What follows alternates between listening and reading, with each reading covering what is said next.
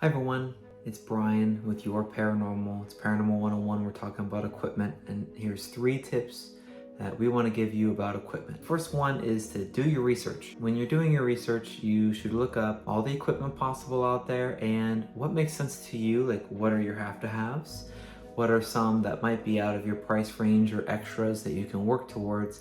And you also want to identify some of the equipment that you don't want to use, or maybe some equipment that you think that you should have to have. For example, an audio recorder, a notebook, a video camera, a photo camera, maybe some equipment that you have for an opportunity in the future, maybe you save up for, might be a spirit box or a portal or an SLS camera, one of those Connect cameras, or maybe a really nice IR light, for example, like a dead light.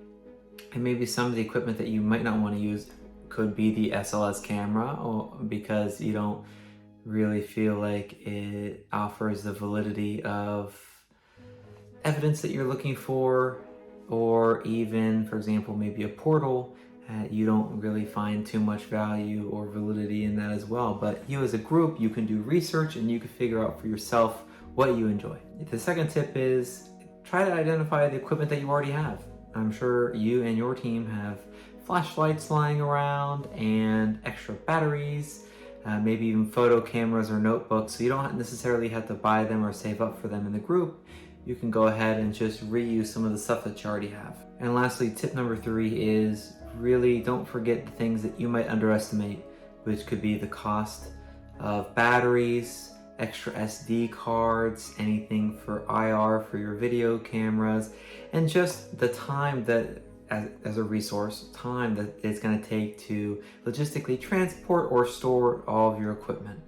So if you look at doing all of your research for your paranormal equipment, stuff that you either have to have or want to save for, or things that you just want to not take advantage of. Again, what kind of equipment that you already have that you can use, and that way you could save money and actually get a lot of use out of. And third, make sure you remember that there's always going to be hidden costs or costs that you don't factor in.